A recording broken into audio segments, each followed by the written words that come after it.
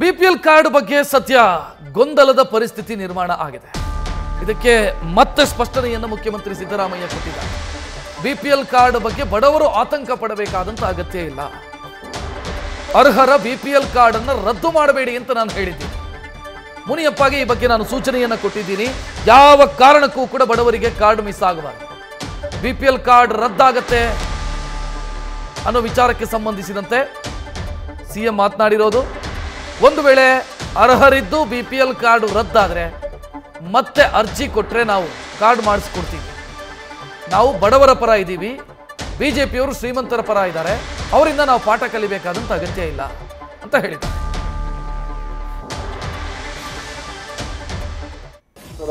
ನಾವು ರದ್ದು ಮಾಡ್ತೀವ.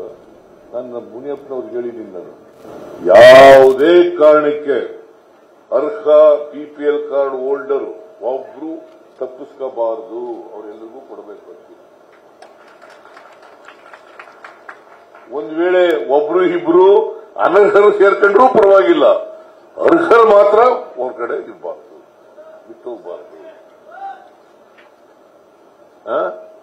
ಅದನ್ನ ಮಾಡಿದ್ರೆ ಬಿಪಿಎಲ್ ನಿಂದ ಕೆಲವರು ಇನ್ಕಮ್ ಟ್ಯಾಕ್ಸ್ ಕಟ್ಟೋರು, ಈಗ ಗೃಹಲಕ್ಷ್ಮಿ ಯೋಜನೆಯಲ್ಲಿ ಇನ್ಕಮ್ ಟ್ಯಾಕ್ಸ್ ಅನ್ನು ಹೊರಗಡೆ ಇಟ್ಟಿದ್ವಿ, ಇನ್ಕಮ್ ಟ್ಯಾಕ್ಸ್ ಕಟ್ಟೋರು ಹೊರಗಡೆ ಇಟ್ಟಿದ್ವಿ.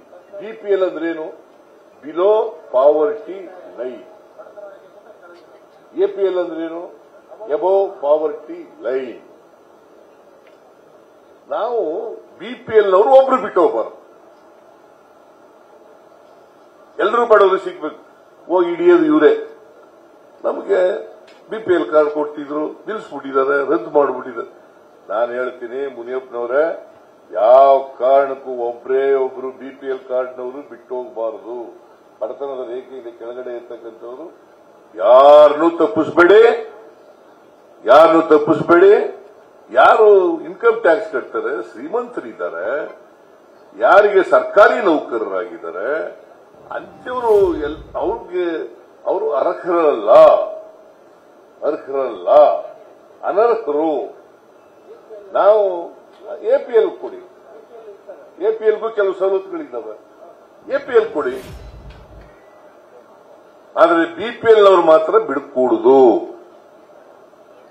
ಒಬ್ರು ಇಬ್ರು ಎಪಿಎಲ್ ನವರು ಬಿಪಿಎಲ್ ಕೆಳಗಡೆ ಇದ್ರು ಪರವಾಗಿಲ್ಲ, ಆದರೆ ಬಿಪಿಎಲ್ ನವರು ಮಾತ್ರ ಒಬ್ರು ಬಿಟ್ಟು ಹೋಗಬಾರದು. ಒಂದು ವೇಳೆ ನಾನು ಹೇಳ್ತೀನಿ, ಯಾರಾದ್ರೂ ಬಿಪಿಎಲ್ ನವರು ಇದ್ರೆ ಅವರು ಮತ್ತೆ ಅರ್ಜಿ ಕೊಟ್ರೆ ಅದನ್ನ ನಾವು ಕನ್ಸಿಡರ್ ಮಾಡಿ ಅವ್ರನ್ನ ಬಿಪಿಎಲ್ ಕೊಡ್ಲಿಕ್ಕೆ ಅರ್ಜಿ ಕೊಡ್ತಕ್ಕಂಥ ಕೆಲಸ. ಅದರಿಂದ ಯಾರು ಕೂಡ ಬಡವರು ಆತಂಕ ಪಡಬೇಕಾದಂತ ಅಗತ್ಯ ಇಲ್ಲ. ನಾವು ಬಡವರ ಪರವಾಗಿರ್ತಕ್ಕಂಥ ಪಕ್ಷ, ಬಡವರಿಗೆ ನ್ಯಾಯ ಕೊಡಬೇಕು ಅಂತಕ್ಕಂಥ ಪಕ್ಷ, ಬಡವರಿಗೆ ಅವಕಾಶಗಳನ್ನು ಕೊಡಬೇಕು ಅಂತಕ್ಕಂಥ ಪಕ್ಷ.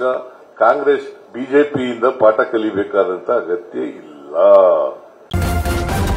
ನ್ಯೂಸ್ ಫಸ್ಟ್ ನಿರ್ಭೀತಿಯಿಂದ ನಿಮ್ಮ ಪರವಾಗಿ.